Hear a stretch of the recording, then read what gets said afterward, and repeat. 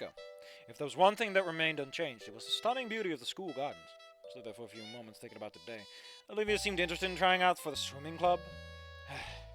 Nasa said he was going to try to talk to Fang again. Naomi was... Well, I had no idea what Naomi was doing. I noticed Stella was walking down the concrete path, eyes widening when she saw me. Oh, hey, you actually came! Yeah, I thought I was pretty clear that I was going to join. Well, to be honest, others have said that in the past. Only for them to not show up. Well, it's a good thing I'm not one of them. Oh, is this who you were telling me about, Stella? To my credit, this time I didn't outright jump scared by the sudden presence behind me. But I did still flinch, turning to see the orange ankylosaurus in a floral patterned dress with wavy brown hair. Large in stature and strong in physique, and still surprisingly stealthy. Rosa. Good to see you again after all this time. I smiled. You must be the head of the gardening club? Si. I am Rosa, and you are?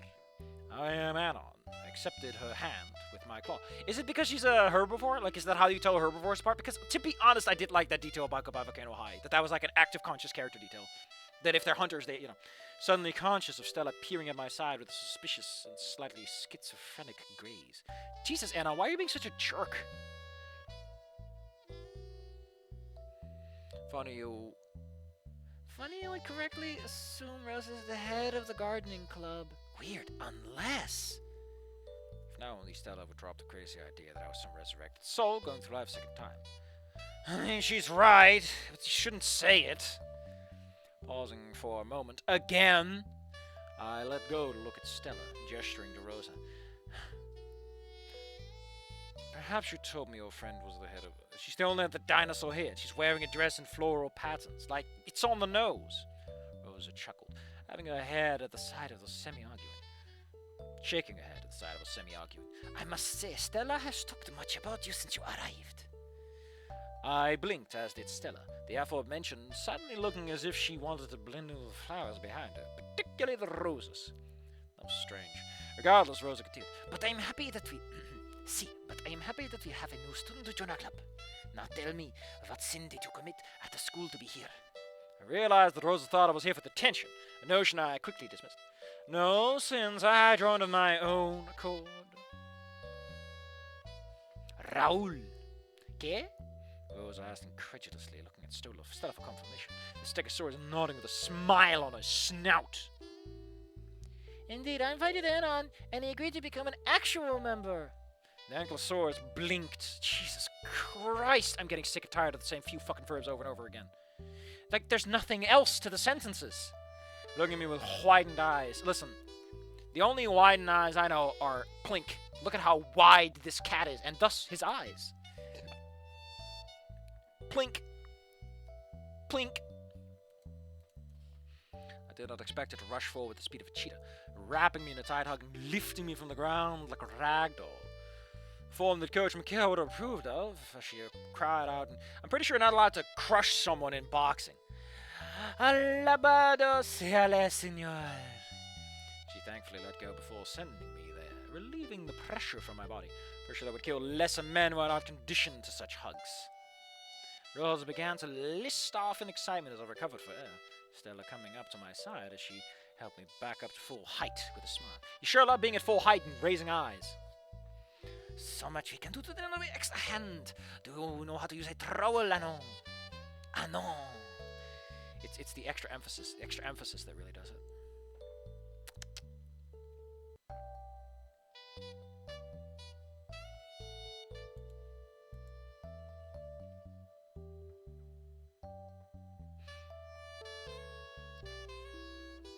You're not allowed to crush someone in boxing unless you're Zangief. You know what? I can see that working out.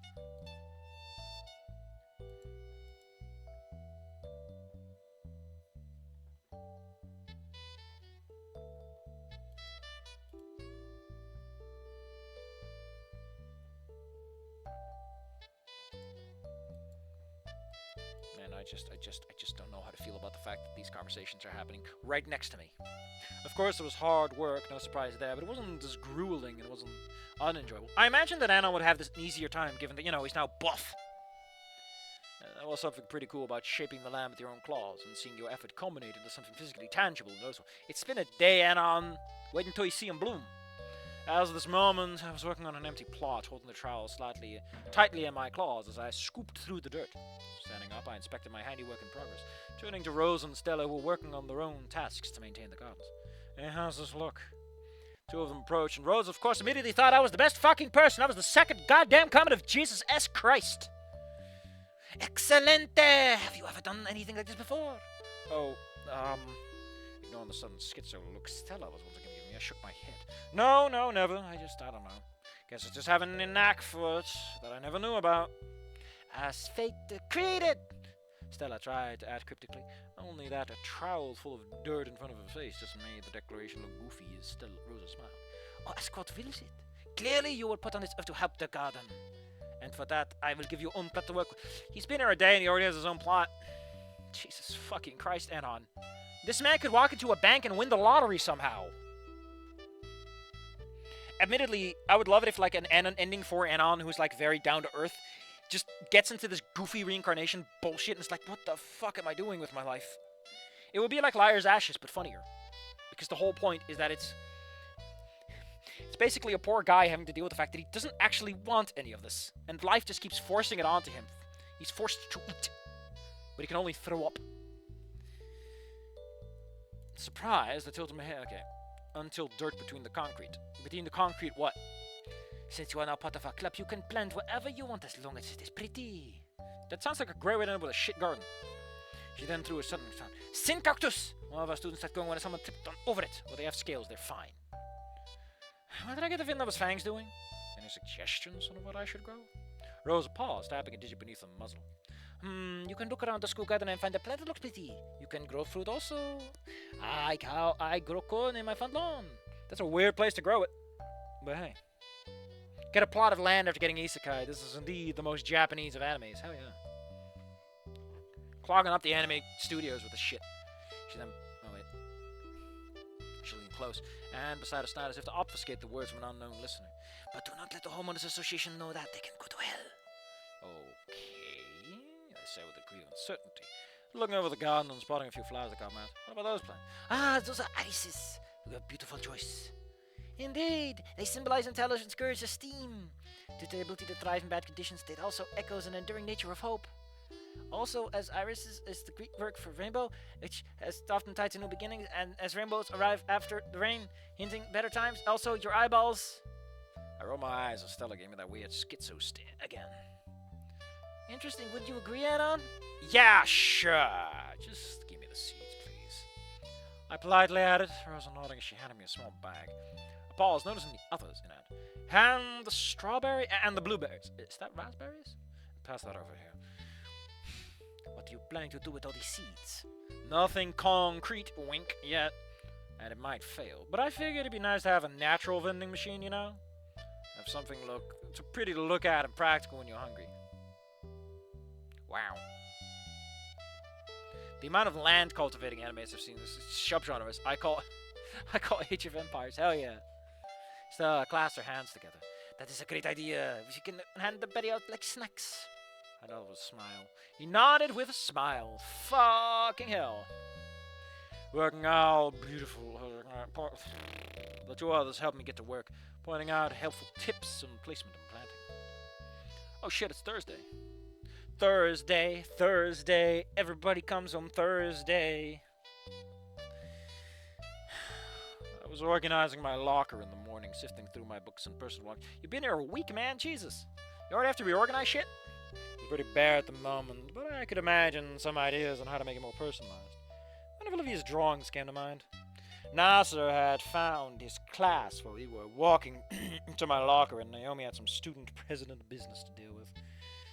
If her words were to be believed at least, this left me and Olivia in our classrooms, the two of us making our way down the hallway as I stood against the back of the wheelchair, the baryonyx driving me forward before coming to a stop. My art class is here.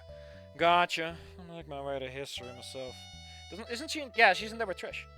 Olivia nodded, disappearing behind the door. She greeted Sage, my eyes spotting Trish sitting in the corner, frowning at the baryonyx.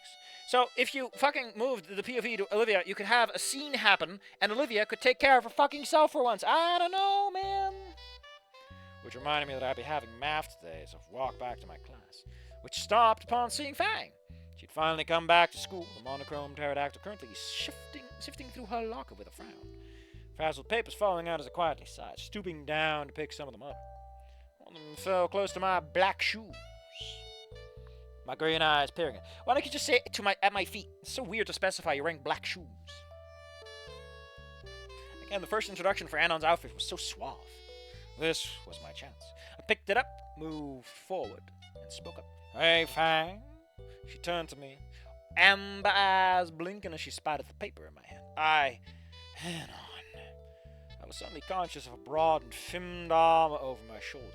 Surprised to see Chet with a smile on his muzzle. Oh, they're doing the thing I was talking about. Ooh, boy, they better fucking stick the landing. Yo, I was just talking about you. He then peered behind as I did the same. Looks like a small crowd of suits getting. This Lano here, he's the goat, the goat.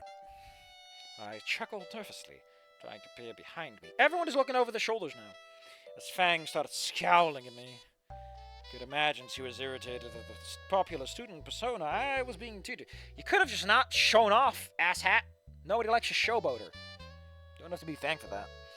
Rolling her eyes, she closed the locker and left down the hallway. For fuck's sake. Chet let go, a broad smile on his muzzle. See ya, P&N! Managing to put on an unbothered expression, I returned a small smile. Yep.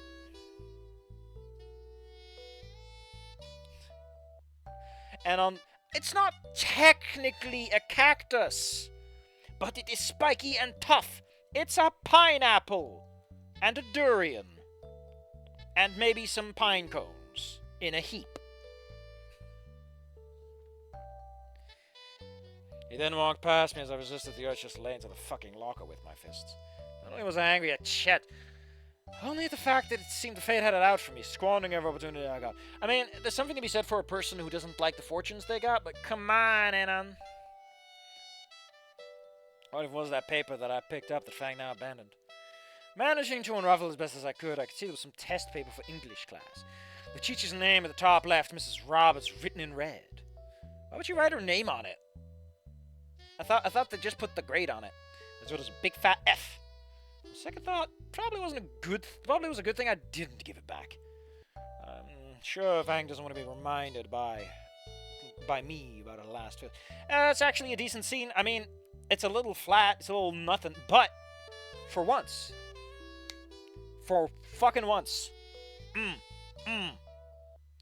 something, nothing to something, all right. And then, if you let ZB set all of the friggin' edges of AB, then you get. Although Mr. Koldusky was surprisingly competent at, Although Mr. Koldusky was putting up a surprisingly competent explanation of an equation, I couldn't really concentrate on it. Mainly because Trish was giving me that look again. The type of look that was demanding my presence as Reed quietly sat beside her. Mr. Koldusky turned around. Now, if someone can solve the rest of the fucking problems on the board, I'm off to the fucking toilet. The human left as everyone began talking to each other. Myself slowly standing up as Olivia appeared to me. You're gonna talk to Trish? I guess so. Be careful. She seemed extra mad about something in her art class. Since when is she not? That's kinda true. I mean, it's only been a week.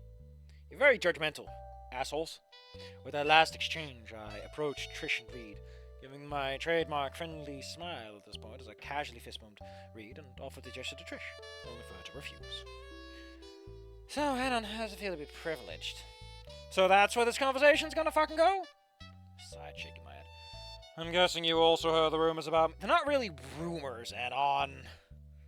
Trish paused, as if seeing, and I could see she was looking for confrontation. What? They're not true? Well, there's some truth to it, but it was Sage who won us the dodgeball fight, not me. Dodgeball? I thought it was a street brawl. Reed perked up from his seat. Like I kept saying and stuff, Trish, all this talk's blown out of proportion. When I was in my school, my gardening club got disbanded and after starting a small tobacco operation and making bootleg cigarettes. Hey, you're making money for the school, Senator. Fuck. They should be happy you're paying the bills and being such industrious children. Bunch of fucking clowns, I say. So what if you can't legally sell it when you're 16? That's all just it's unimportant.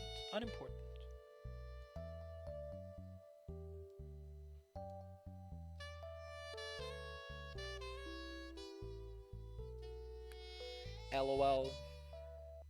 For some reason, I know 3 people who have told me and confided that a lot of people they know are like having crushes on them, and to me, it's the most hilarious fucking thing ever. Because they're like, I don't want any of these people. Man, how sad is that? You're completely uninterested, and people are like non-stop confessing love and making every friendship extremely needlessly complicated. Most of them were 12 to 4. It's fine as long as they don't smoke it. It's fine. Don't be such a buzzkill. Well, then it's even worse then. You're getting fame, fortune, and recognition for nothing. I paused, just to make sure we're on the same page. We're talking about school, right? Of course we're talking about school! Others would kill for the position you're in, which would be Trish. Because I forgot, Trish wants to be famous. Well, I'm pretty sure Trish just meant to self, but I didn't bring that up. Letting out a sigh, I shook my head at the sheer stupidity of the argument, deciding to bring up something. Or someone that's actually important. I saw Fang today. Reed and Trish paused. And so you did. What's it to you? I was wondering, how are they holding up? Fine. No thanks to you and Olivia. Or shouldn't it be? I would say you or Olivia. A bit of guilt rose within me as I peered down. Just stop. When are you gonna get a clue? Fang doesn't need your pity, especially the pity of a popular clique kid. Best thing you can do for them is be invisible. Oh man, I mean, admittedly, that is a good line. I don't know if it's done well, but I like where it's going for. Like, listen, the best thing you could do is just not be there for them, to be invisible, you know? And then you hint at, oh, well, but that's how he did it the first time, you know? For a moment, I wanted to argue back. To tell Trish she was wrong, but a small traitor's part of my mind agreed with her. The crushing self-doubt that had come back to haunt me. Bringing up the worst-case scenario. I mean, admittedly, you could also bring up the fact that, like, you are not the person that Fang originally fell in love with. Like, could you restart a relationship if you are so fundamentally altered by it? I don't know. I don't know if you got it in you, buddy. Reed peered at their ceratops, taken aback by her words to me. Trish, that's Mr. Koldusky returned to the classroom, hands on his waist. What? Hey, what the frick is going on here? You fricks better get back to your seat or there'll be frickin' consequences. I stood back up to return to my seat, ignoring Trish's smug gaze and Reed's saddened look, Olivia blinking as I returned to sit. Like, you already returned to your seat. Don't repeat like that. Come on, it's really distracting. Trying to disperse a bit of unwanted thoughts and a failure. Telling me that I was known, Jesus Christ, Anna, you can't have the same character arc twice! Like, once you're done, and you're done. You've done this, like, twice. At the minute. Like, your whole character is, I'm so sad when I'm so popular and buff and everyone thinks I'm cool and I'm doing good at school. Man, like, a cold and cruel world. Yeah. For the guy who fucking wins the lottery just by shitting in a toilet. Ugh.